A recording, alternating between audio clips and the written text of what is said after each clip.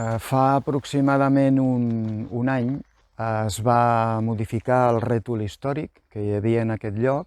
També està determinat en el rètol de manera molt poc visible el fet que està prohibit l'accés. Podem passar perquè som de la casa, diríem, tot i que ho farem amb molt de respecte i acollint-nos a la prohibició establerta. Si us hi fixeu amb les deixalles que estan aquí des de fa tants de mesos, ens estan explicant una mica que a l'espai no té cap cura des de cap punt de vista. Hem fet moltes tasques vinculades a la conducció de les persones per l'interior, perquè el pas indiscriminat és un dels problemes de manteniment, de conservació que té l'espai, no? Després també hem fet molta pedagogia acompanyant a persones i explicant la situació del lloc. Aquestes són les restes del desprendiment recent, van caure aquí, i el que veiem és el rebot i la trencadissa de les pedres, és a dir, aquestes pedres d'aquí formaven part probablement d'un sol bloc i amb l'impacte es van trencar i es van escampar per aquí. Aquí tenim aquest gran bloc que està molt estable ara, però si mirem aquí,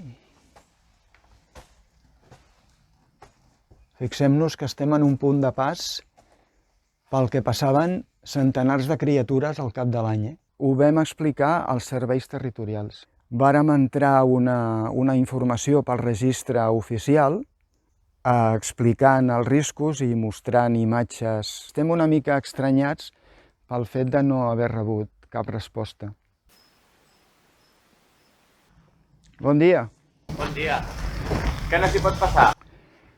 Bueno, realment no està permès el pas, com no sé si has vist a l'accés. Sí. Si voleu accedir, doncs és una elecció vostra. En principi no està permès. Val. És que anem amb nens i Clar. suposo que és un poc perillós, no? Hi ha alguns punts realment arriscats amb nens, sí. I n'hi ha algun lloc proper només perquè ho vegin?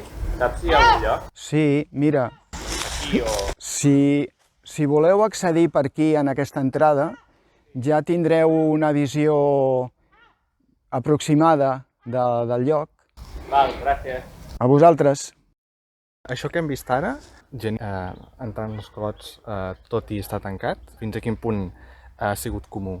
Absolutament, és comú. Fins i tot, al llarg d'aquests anys hi han vingut grans expedicions mercantils que procedien d'empreses vinculades al turisme i que, bueno, no tenien cap tipus de permís ni cap tipus de legitimitat per negociar en un espai que, en definitiva, és de titularitat particular, encara que també estigui subjecte a normatives que provenen del vecin.